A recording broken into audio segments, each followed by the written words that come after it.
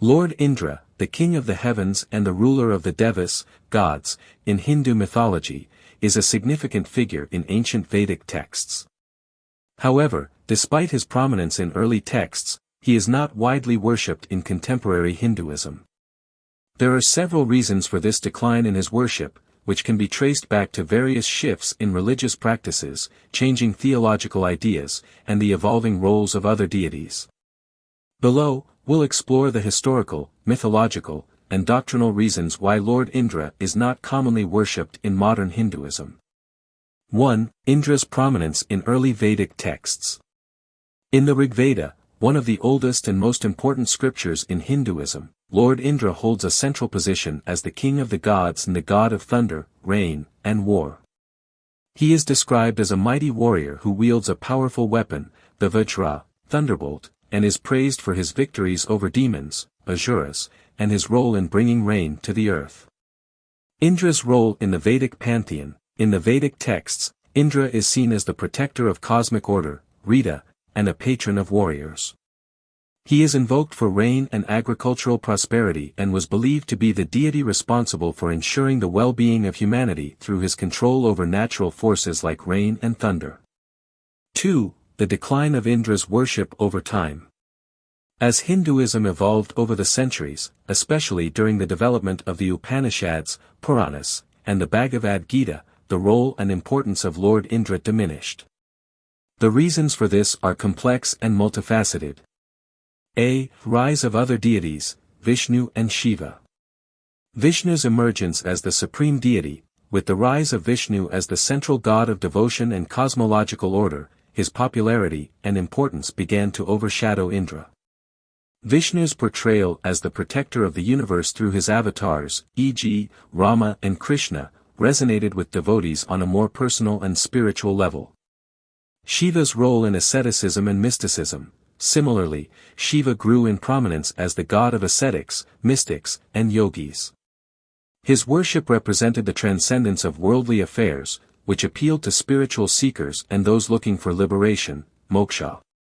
Over time, Shiva and Vishnu became the two most widely worshipped deities in Hinduism, leaving Indra's influence significantly reduced. B. Indra's vulnerability and human-like traits. In contrast to other gods like Vishnu and Shiva, Indra's character is depicted with many flaws, which contributed to his decline in worship. In the Vedic texts, though he is a powerful god, Indra is often shown as somewhat flawed or morally ambiguous. He is portrayed as prone to drunkenness, sometimes indulging in soma, the sacred intoxicating drink, jealousy, pride, and vanity. His actions, though heroic, are sometimes motivated by personal gain or vengeance, rather than pure divine wisdom or compassion. Indra's downfall in the Puranas. In several Puranas, texts written after the Vedic period, Indra is depicted as being easily threatened or overcome by asuras, demons, and sometimes even by mortals or lesser gods.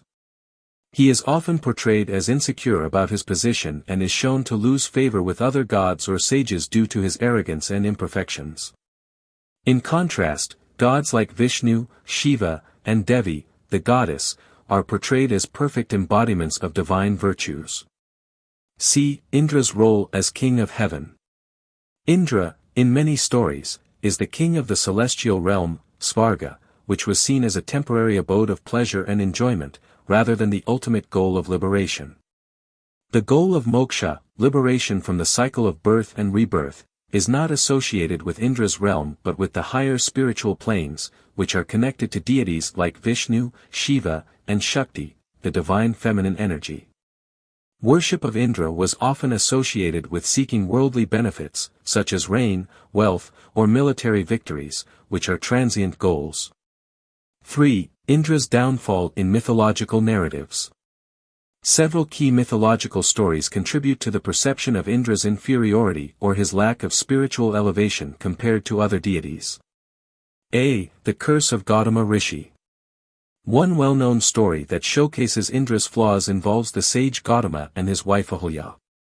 Indra, driven by desire, deceitfully disguised himself and seduced Ahulya. In retaliation, the sage cursed both Ahulya and Indra. Ahilya was turned into stone until redeemed by Lord Rama, while Indra's punishment involved him losing his divine powers, including the loss of his many eyes, symbolizing wisdom or perception, making him vulnerable to criticism. The curse of Indra. This story highlights Indra's susceptibility to moral failings, making him less of a god to be worshipped and revered compared to the more virtuous deities. B. Indra's defeat by Vishnu and Shiva. Indra also plays a role in many stories where he is defeated or outshone by other gods. For example, the story of Vritra. In the Rigveda, Indra slays the demon Vritra, who has caused a drought. While this feat is important, later narratives highlight how even Indra must seek the assistance of more powerful deities like Vishnu and Shiva when faced with greater challenges. Indra's exile and redemption. In the Puranas, Indra sometimes faces exile or loss of his position as the ruler of the heavens due to his actions or behavior. The most famous of these is the story of Indra's pride being humbled when he was replaced by the demon Bali, in certain stories, which further de-emphasized his centrality in the Hindu pantheon. 4. Philosophical shifts in Hinduism. As Hinduism evolved, its philosophy also changed. The ideas of Atman, the individual soul, Brahman, the ultimate reality, and moksha became central to many spiritual practices, particularly those influenced by the Upanishads and later by the Bhagavad Gita. Shift from ritual worship to spiritual liberation. The focus moved away from ritualistic worship for worldly benefits, which was often associated with Indra, to a more introspective search for spiritual liberation. The Bhagavad Gita, for instance, emphasizes the worship of Vishnu, as Krishna, as the ultimate form of God, whereas Indra's role becomes secondary in this context. The transition to bhakti, devotion, movement. The bhakti movement, which emphasized personal devotion to one's chosen deity, often Vishnu or Shiva, contributed to the decline in Indra's prominence. Bhakti focused on qualities like mercy, love, and personal connection with the divine, attributes that were more strongly associated with deities like Vishnu and Shiva rather than the somewhat distant and occasionally flawed Indra. 5. Indra's role in modern Hinduism. Today, Indra is not a central figure of worship in most Hindu traditions. While he is still recognized as a deity of the heavens and plays a role in mythological stories, he does not receive the same level of veneration or devotion as Vishnu, Shiva, or Devi. However, there are some occasions where he is honored. Indra Puja. In certain regions, especially during the harvest season or times of drought, Indra is still worshipped with rituals to seek rain and agricultural prosperity. This is especially common in rural parts of India, where agricultural practices are closely tied to the seasonal rains, which Indra controls. Indra in temples. There are temples dedicated to Indra in some parts of India, though these are few compared to the numerous temples dedicated to Vishnu, Shiva, and Durga. 6. Conclusion.